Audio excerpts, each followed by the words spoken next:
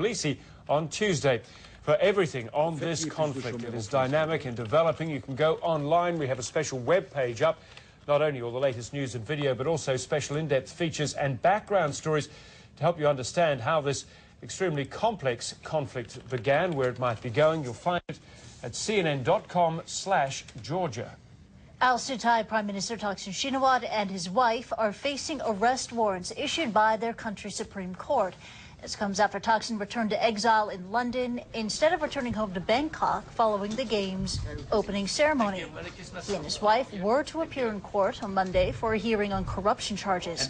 Thaksin said in a statement that he did not expect a fair trial.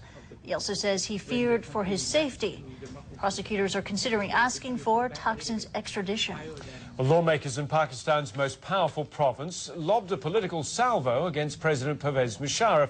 Legislators in Punjab voted in favour of an anti-Musharraf resolution. They declared him unfit for office. They demanded he step down. The vote holds no constitutional weight, but it may be another step towards Musharraf's impeachment. It also intensifies the pressure on Mr. Musharraf to resign, something his spokesman says the president will not do. Al-Qaeda's second-in-command is apparently urging Pakistanis to rise up against Mr. Musharraf and their newly elected government. A video purportedly from Ayman al-Zawahiri accuses Pakistan's leaders of taking their orders from Washington. Brian Todd reports the familiar message was delivered in a surprising new manner, meant to appeal more directly to the Pakistani masses. With chilling politeness, Al-Qaeda's #2 leader begs your pardon for his weak English. The first time he spoke in English in an official audio message. Join and support the Mujahideen.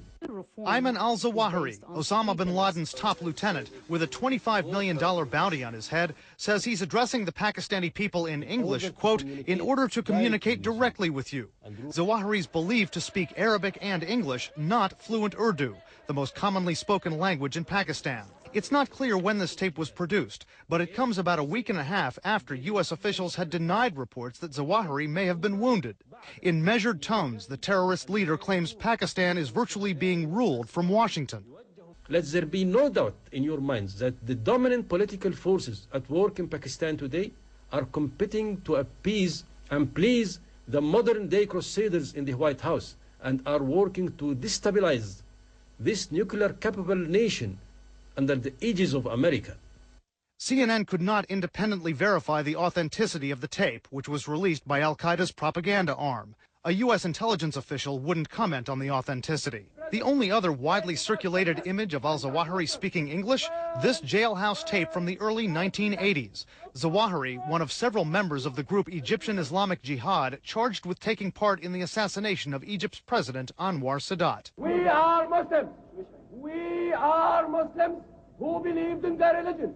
Now he's believed to be hiding along the border between Pakistan and Afghanistan. Why would Ayman al-Zawahiri address the Pakistani people directly right now in English? We asked the former head of the CIA unit that tracked bin Laden. We have a new leadership that hasn't quite found its legs. We have a developing war between the Pakistani army and the tribals. We have an impeachment effort being made against President Musharraf. And so there's a tremendous amount of ferment in the Pakistani system there at the moment. In another segment of this audio tape, Zawahiri reportedly calls President Musharraf by his first name only, Pervez, saying he has compromised Pakistan's integrity by allowing the CIA and FBI to operate freely there. Pakistani officials have long denied that any Americans operate with impunity inside their borders. As for Zawahiri's phrasing, we're told that addressing someone of Musharraf's stature by first name only could be considered an insult in that culture. Brian Todd, CNN, Washington. Oil is sliding down, and crude hits a 3-month low after seemingly endless record highs. And we'll give you the latest prices. And one of the latest attempts at finding an oil substitute, a low-cost alternative, just might be growing on trees.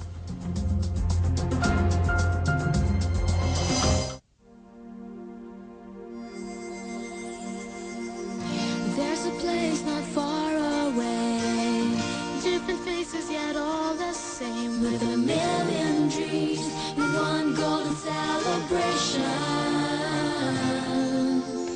Come and spread your wings, there's so much to see, there's a million colors right before your eyes.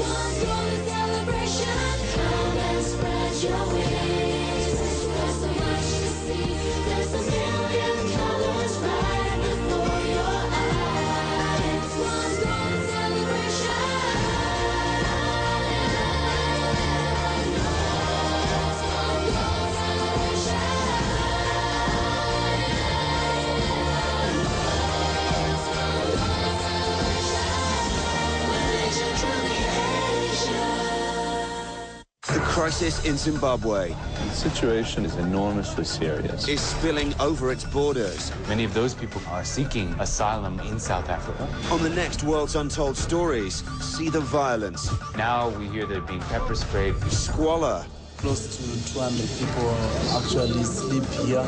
and desperation firsthand. What's dashing their hopes for a better life? World's Untold Stories, only on CNN.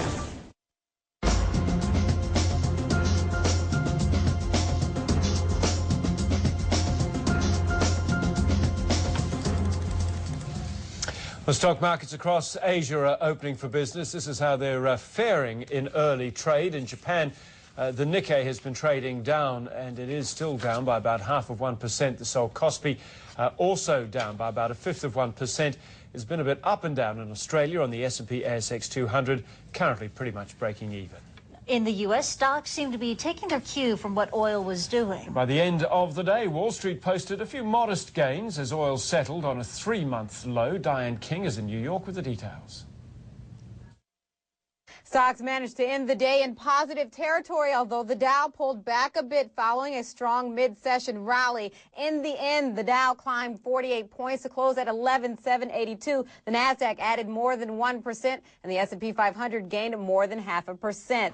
As for oil prices, despite the conflict between Georgia and Russia, crude actually settled nearly $1 lower at $114.45 a barrel. Investors had feared that oil prices might spike after crude jumped $2 in overnight trading. The oil rise stemmed from fears that fighting could disrupt supplies from Central Asia, passing through a vital pipeline that crosses Georgia en route to Turkey. That pipeline, which carries about 1% of the world's oil, was shut down last week after an attack by Kurdish rebels. But that was offset by Iran's call for fresh nuclear talks and a stronger U.S. dollar hovering near 5.5-month highs. Finally, pilots for Delta and Northwest have reached a joint collective bargaining agreement. Ratification of the pact was seen as crucial for a smooth merger between the two airlines. The deal covers the carrier's 12,000 pilots and will create a seniority list between the two unified pilot groups. That is a wrap of the day on Wall Street. I'm Diane King in New York. European stock markets closed firmly in the black. The main indices were led higher by gains in the energy sector, while the weakening euro boosted export-sensitive stocks like car makers. Well, the host nation China is clinging to the lead in the Olympic medals counts. We'll be going live to Beijing for an update and a golden opportunity. American swimmer Michael Phelps gets an assist in his quest for 8 gold medals.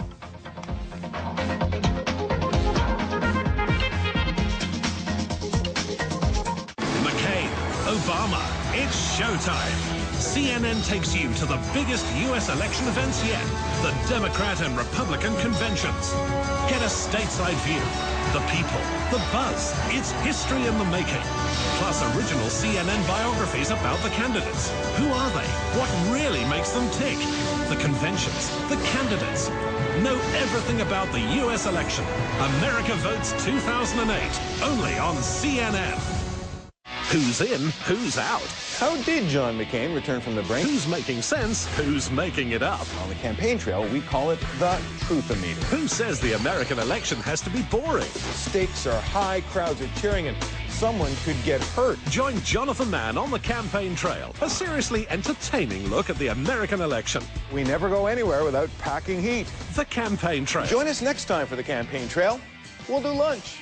Only on CNN.